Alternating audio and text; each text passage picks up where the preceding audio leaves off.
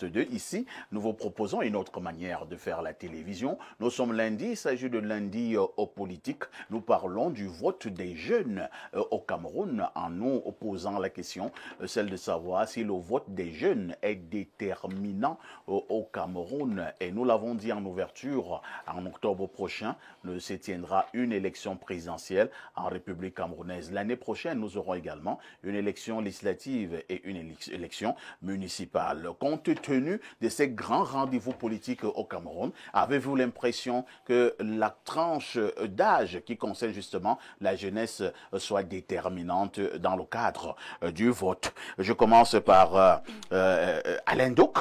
Alain Douk, le vote des jeunes est-il déterminant au Cameroun ou alors il ne compte pas beaucoup? J'ai un problème avec le présent de l'indicatif utilisé dans le titre, pour la simple raison que le vote des jeunes n'est pas encore déterminant. Je me serais prononcé peut-être pour un conditionnel. Est-ce qu'il pourrait être déterminant? Ça, il pourrait. Pour le moment, il n'est pas déterminant pour la simple raison que dans tous les grands chantiers politiques, les grandes consultations électives, les jeunes, on ne peut pas dire qu'ils ont eu une participation significative. C'est plutôt mitigé. Pour la simple raison que nous sommes dans un écosystème où on a fait comprendre aux gens que, écoutez, l'école devrait être aux écoliers et la politique aux politiciens. Il y a des professionnels pour la chose en question. Vous, les jeunes, vous n'êtes pas concernés. Pourquoi je le dis? Pour la simple raison que nous sommes dans un contexte où la population du Cameroun de moins de 25 ans est à 64% sur le plan de la représentation démographique. Donc, si on va un peu au-delà, on commence à aller vers les 30-35 ans, on se retrouve avec une population camerounaise de l'ordre de 75 ou 76% totalement constituée de jeunes. Parce que le Cameroun, en réalité, c'est majoritairement les jeunes et les femmes. Quand vous regardez la tranche des plus de 65 ans, ils représentent à peine 4% ou 5% de la population. Donc, en réalité, la force de ce pays, c'est les jeunes. Mais avez-vous vu la représentation jeune quelque part là? Regardez nos différentes entités politiques. L'Assemblée nationale, si on fait les prorata, il y a combien de jeunes de 25 ans, 30, 35 ans? Vous allez voir que c'est pas significatif. Il y a carrément rien. Prenez les instances exécutives. Est-ce qu'il y a une représentation jeune, etc. On peut étendre la réflexion comme ça à tous les champs politiques et on se rend compte que les jeunes, à proprement parler, sont absents. Comment pourraient-ils être déterminants s'ils sont absents? Ils ont déjà, quand on fait le point sur le sujet, en s'inspirant des travaux de recherche, et des questionnaires relatifs à ces travaux de recherche sur le sujet, on se rend compte que les jeunes en sont encore à des problématiques liées à la pauvreté, subsister au quotidien, le chômage, et non pas de même une bonne perception de la chose politique. Ça n'aide pas à ce qu'ils soient présents, ça n'aide pas à ce qu'ils soient déterminants, ça n'aide pas à ce qu'ils s'impliquent. Mais ils peuvent changer la donne.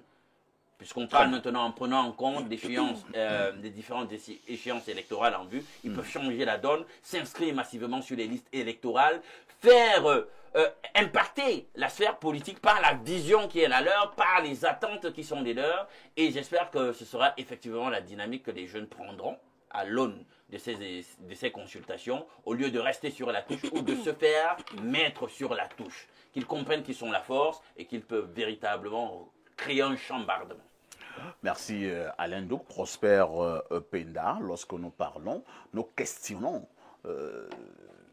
ces jeunes, lorsque nous voulons savoir si leur vote est déterminant. Est-ce qu'on ne devrait même pas d'abord commencer par se poser la question de savoir, est-ce que la majorité des jeunes au Cameroun a pris conscience de leur importance sur le plan politique? Parfait, je crois, aujourd'hui plus qu'hier, il y a comme une sorte d'engouement de la jeunesse ou d'intérêt de la jeunesse pour la question politique. Il n'y a qu'à voir à quelle vitesse il s'exprime.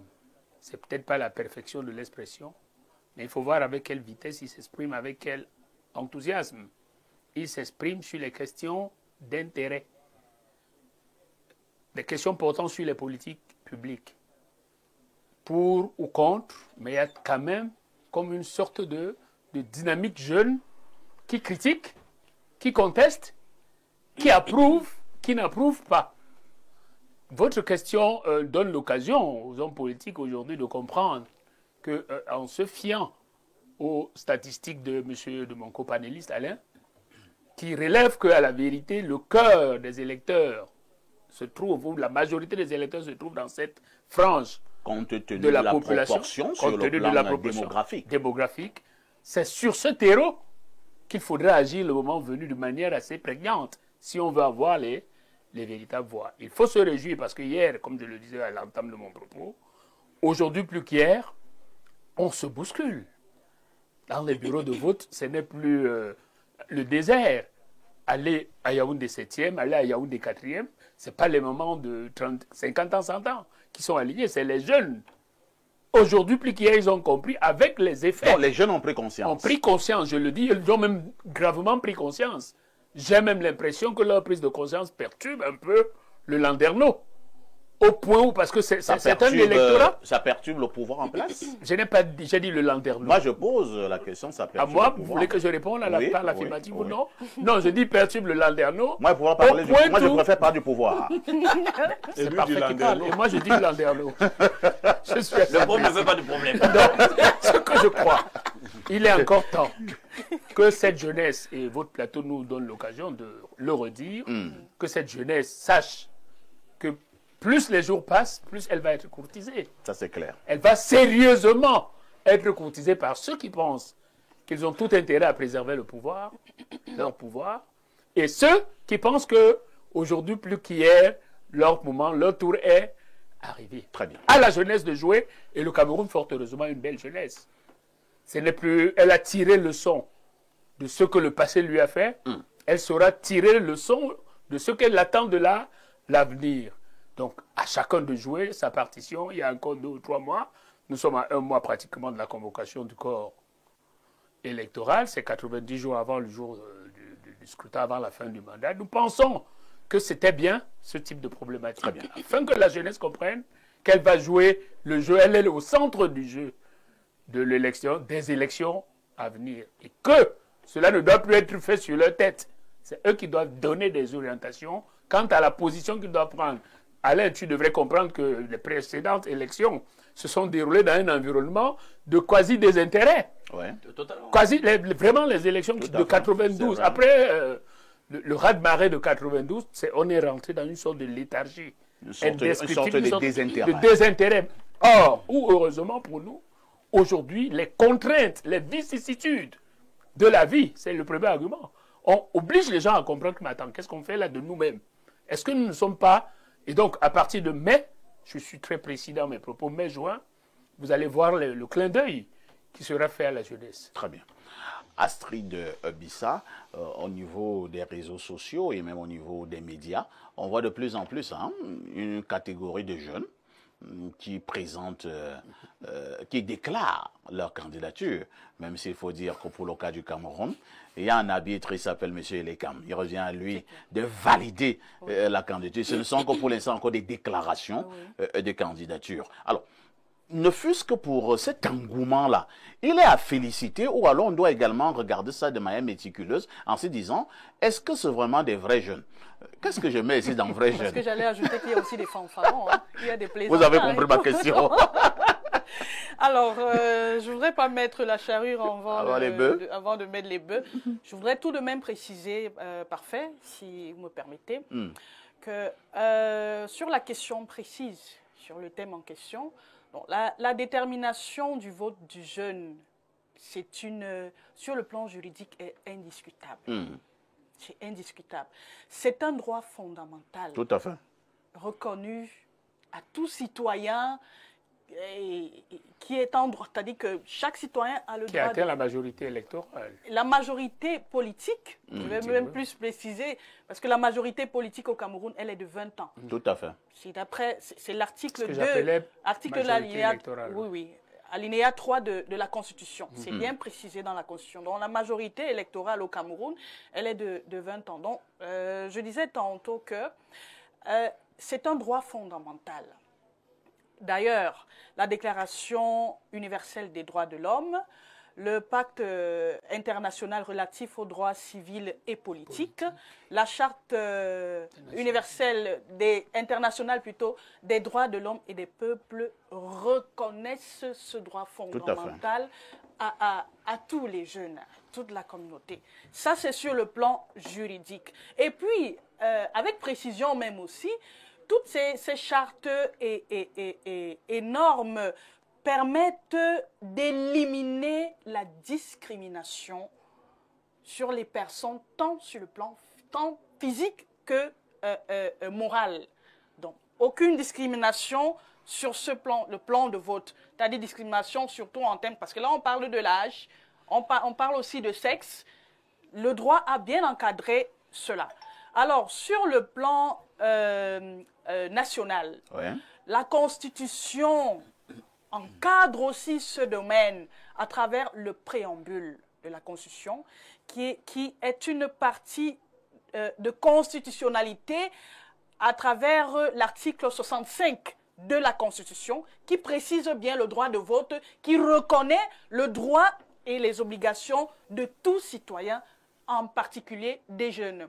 Nous avons aussi cet article 2 dont je citais tantôt, l'article 2 de la Constitution, article 2, alinéa 3, parce qu'il y a 3 alinéas qui sont bien cités, mais ce qui concerne la majorité, c'est-à-dire celui qui est déjà en mesure, capable d'exprimer son vote, il peut l'exprimer à l'âge de 20 ans au Cameroun. Donc, la majorité, cela concerne la majorité électorale ou politique, comme vous l'avez appelé. Maintenant, le problème qui se pose en réalité au Cameroun se trouve au niveau de la sensibilisation, en fait, de cette frange d'âge. Alors que la jeunesse est pourtant porteuse, elle est même forte dans ce contexte, mais elle ne s'intéresse pas beaucoup à notre politique sociale. Par contre... Et là je vous pose une question. Hein. Oui. Lorsque vous parlez de sensibilisation, vous pensez qu'il revient à d'autres personnes de venir sensibiliser la jeunesse? Si on devrait encore la sensibiliser, est-ce que ce n'est pas la preuve de ce qu'elle n'a pas encore pris conscience? Non, en fait, c'est pas que c'est aux autres de sensibiliser la jeunesse. D'ailleurs, nous-mêmes déjà jeunes devons nous sensibiliser. Nous devons déjà mettre cela en avant. Et la sensibilisation, je parle de sensibilisation dans le bon sens plutôt. Parce que la sensibilisation aujourd'hui, les réseaux sociaux, les Facebook comme vous avez cité par-ci par-là, nous rentrons beaucoup plus dans trop de démagogie, dans l'invective, dans l'injure, dans les clashs. Dans les clashs inutiles, vraiment, des discussions Entre-temps, les hommes âgés, ils restent au pouvoir. Entre-temps, voilà. Nous nous engueulons sur Facebook. Nous, on engueule sur Facebook, on est des maîtres sur Facebook, on est par-ci, par... On est vraiment, on sort carrément de l'objectif. C'est ça le véritable problème. Et le moment venu, on fait des bruits, les faits de masse. La jeunesse d'aujourd'hui, nous aimons les fêtes. Je suis jeune, je peux me démarquer, je me démarque d'ailleurs, parce que je ne peux pas rentrer dans cette même dialectique que les autres. Je préfère faire des choses sur la bonne ligne de conduite. Oui, nous avons des droits et des devoirs. Alors, nous devons respecter aussi ces droits, nous devons aller voter. Pas seulement rester sur Facebook, à se mettre à insulter le président de la République, comme ça se passe d'habitude, insulter le professeur Maurice Kamto. Tout cela, je les cite tout simplement parce que c'est des hommes politiques.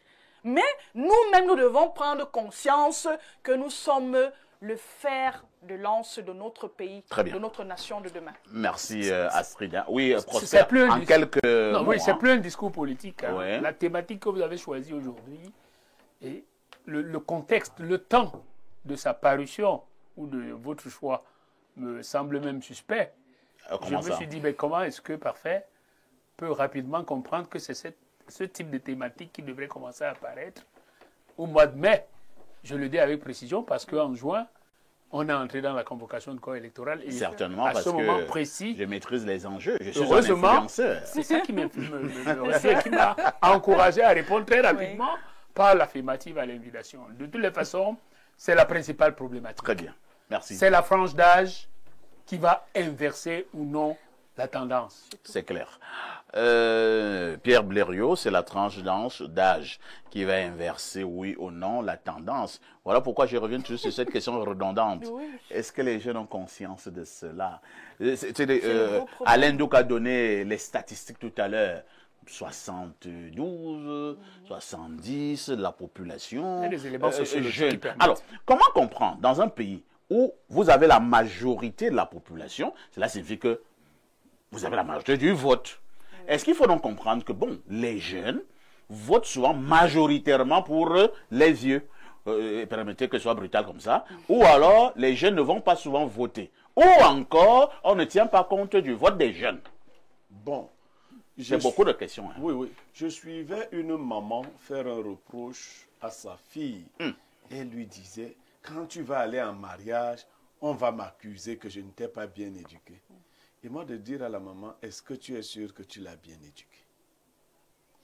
J'ai le sentiment que les parents ont tout fait pour que les jeunes soient incapables de se prendre en charge. Et donc, quand vous les présentez comme jeunes, vous faites comme si c'est un vrai bloc qui sert à quelque chose. Je vais à un congrès de famille et je me rends compte que dans notre congrès de famille, les jeunes de Douala sont arrivés à Boumiébel. Leur transport a été payé par un papa. Tous. La main qui donne dirige. Et je leur dis que c'est indigne. J'étais très jeune. Je leur dis que c'est indigne que vous ne soyez pas capable de payer le transport. Le transport de Douala à Yaoundé, à Boumiébel, et que ce papa vous prenne en charge. Vous savez ce que ces jeunes faisaient dans la commission jeunesse? Non. Tout ce qui se disait là, ils allaient demander à ce papa son accord. C'est normal. J'ai clashé avec eux. Aujourd'hui, ce papa et moi, nous sommes comme ça. Barré collé. Tous sont encore en train de chercher comment... Et vous savez pourquoi ce papa me respecte? Non. Il est là, il nous écoute. Il me dit, mais qu'on m'a dit que tu fais de grandes choses. Hein. Ah, voilà. Ah ben, à l'époque déjà, je refusais cette forme de vassalisation. D'être éternel assisté. Oui, les jeunes aiment se vassaliser. Et il disait que tu sais pas, on fait le programme, là, il va mettre 10 millions dans l'affaire. Vous voyez, alors vous pensez que si je dois voter, je vais choisir un de ces jeunes qui raisonne de cette façon-là? Parce que moi, on dit souvent, mais combat les jeunes. Je combats les jeunes. Je combats quel genre de jeunes? Je vous dis, ouvrez les yeux pour voir la nature des jeunes qui viennent se présenter. C'est des jeunes fabriqués par les vieux. Vous comprenez? Donc, les jeunes qui soutiennent les vieux. C'est des vieux, en fait. Non, ils sont même plus dangereux que les vieux. Parce que si on leur donne le pouvoir, comme ils sont encore jeunes et qu'ils vont durer, s'ils ont, par exemple, le sang de la famille de Paul Biya, là, c'est grave. C'est-à-dire des gens qui ne meurent pas. Et tu leur donnes le pouvoir maintenant, tu en as pour 50 ans encore. Mais c'est la catastrophe. C'est-à-dire ils imaginent remplacer les vieux pour venir faire la même chose, sinon pire. Nous avons été tous dans les universités. Ouais. Vous voyez les doyens et les recteurs soutenir les jeunes qui allaient dans le sens des vieux. Ouais. Donc les jeunes qui sont là ne veulent pas se distinguer. S'ils avaient compris les vrais enjeux, est-ce qu'ils demanderaient aux vieux de les placer comme Alain Douk dans les instances? Vous êtes 60, 70%. Vous demandez aux gens qui sont... Vous les suppliez. Vous les mettriez au pas. Sauf que je vais sortir par là. La jeunesse n'est qu'un état qu'on a appelé à dépasser. Tout à fait. Il faut donc créer des passerelles. Oui. Il faut créer des ponts. Il ne faut pas rompre. Ça veut dire quoi? Moi qui vous parle aujourd'hui, moi j'aspire à être candidat à l'élection en 2032. Je l'ai déjà dit. Ouais. Et ce n'est pas une rigolade. On va te pas de la plaisanterie. C'est pas de la plaisanterie. Mais ça se prépare. Or, en 2032, je ne serai plus vraiment jeune. Hein. C'est clair. Je ne serai plus vraiment jeune. Et alors, mon programme politique ne peut pas être là, jeune. Si les jeunes veulent prendre le pouvoir, ils doivent se lever et se former. Ils doivent s'engager et être des modèles éthiques. Parce que ce qui est dangereux, c'est que quand vous avez un jeune qui est malhonnête, plus il vieillit, plus il devient un vieux con. Et bon, ne vous dites pas que quand il va devenir plus vieux, non. Donc, si plus jeune, vous n'avez pas pu vous discipliner, vous n'avez pas pu maîtriser votre pensée, ce n'est pas plus vieux que vous le ferez. Nous avons donc un grand travail de conscientisation. Vous avez vu le dernier mouvement quelque part, 100 000 jeunes derrière le président Paul Biya. Derrière le président Paul Biya. Bon, quelqu'un m'a demandé sur ma page Facebook, est-ce que les jeunes du RDPC aussi ne sont pas les jeunes? Un autre lui a dit que les jeunes du RDPC sont des qu'est-ce qu'il a dit? Quelque chose pour dire que c'est des sorciers, des choses comme ça. Non. Les jeunes Camerounais, pour la plupart, sont des petits fantômes. Comment ça? Oui. Ils apparaissent là où ils ne s'assument pas comme des humains. Ils ne s'assument pas. Comment, si tu n'es pas sorcier, comment tu peux te lever? Parce qu'on t'a donné 2000 ou 3000. Et un t-shirt. Et un t-shirt. Tu t'en vas marcher sur le soleil. Et la pluie. Et la pluie. Comment tu fais ça? Merci Blériot. Lisons d'autres contributions de nos nombreux téléspectateurs. Salut les démineurs. Nous n'avons que les jeunes gourmands. Lorsque ces gens viendront avec les maquereaux et du riz, sans oublier les sardines, les cerveaux seront troublés. Peuple amorphe, jeunesse perdue. C'est M. Castou qui a raison. Nous sommes responsables de ce gouvernement que nous avons, car nous préférons les maquereaux et du riz, sans oublier les sardines. C'est Arnaud de Mendon. C'est vrai que le maquereau et du riz, quand c'est bien assaisonné, ça a un bon goût, hein? Oui, soyons quand même sérieux. Moi, je parle de la nourriture sur le plan politique. C'est clair. Alors, Monsieur Parfait Aïssi, au Cameroun, il est crucial de distinguer la jeunesse de l'enfance, notamment en raison de la majorité électorale fixée à 20 ans, selon la loi électorale en vigueur. Les jeunes, en tant que groupe démographique significatif, représentent un potentiel électoral important. Cependant, force est de constater que notre société a tendance à infantiliser les jeunes, les privant ainsi de la possibilité de s'engager pleinement dans l'action politique et de comprendre son impact direct sur leur vie. Ce phénomène est aggravé par un procéduralisme juridique qui crée une complexité dans le fonctionnement de l'État. La structure systémique actuelle, qui répond à un modèle de type principat, semble davantage favoriser la cooptation basée sur des critères souvent éloignés du mérite et de la compétence réelle. La logique de la famine et du désœuvrement de la jeunesse sous-tend désormais les mécanismes de sélection et de présentation des réussites. Il est urgent de repenser ces dynamiques pour donner aux jeunes les moyens de leur émancipation et de leur participation effective à la vie politique. Cordialement, Brice Bello des Sos. Il y a des gens qui écrivent bien, hein? Ça c'est bien. Si tu es un jeune, c'est bien. Alors, allons quand même à l'extérieur du pays. Hein. Il y a le 241, c'est le Gabon, le pays que dirige le président Oligui Nguema. Bonjour à vous sur le plateau. S'il vous plaît, faites un débat sur l'attitude de la communauté Bamoun vivant au Gabon, en voulant faire un bras de fer à l'encontre des autorités de la République. S'il vous plaît, Monsieur Parfait ici, dites quelque chose. Merci, ton beau-frère depuis le Gabon. Quel trop de beaux frères, hein?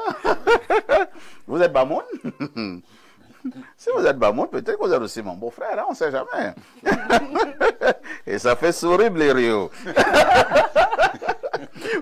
Bonjour Parfait ici et à tout ton panel. J'apprécie beaucoup le sujet inscrit à l'ordre du jour parce que pour le compte de cette année électorale, je suis un jeune en âge de voter. Le vote des jeunes serait déterminant si ces derniers prenaient conscience de l'importance de leur implication dans la vie politique au Cameroun. Je parle ici des jeunes de moins de 30 ans, au lieu de s'intéresser sur comment durer sur une femme.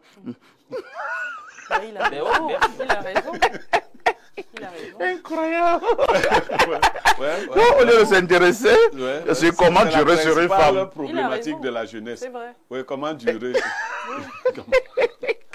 Alors, il continue en disant comment paraître sur les réseaux sociaux et se donner une image qui n'est pas la leur. Il gagnerait à s'investir davantage dans la vie politique au Cameroun. Cesser d'être des jeunes en retrait et observateurs passifs des prises de décision qui concernent leur avenir. Et surtout, il ne faut jamais oublier que la jeunesse est un état qui est variant dans le temps. Du coup, la question qu'il faut se poser à chaque instant, c'est quel est l'impact, quel impact aura-t-on fait dans la société au cours de notre jeunesse? C'est Mathieu depuis Oja qui envoie cette autre préoccupation.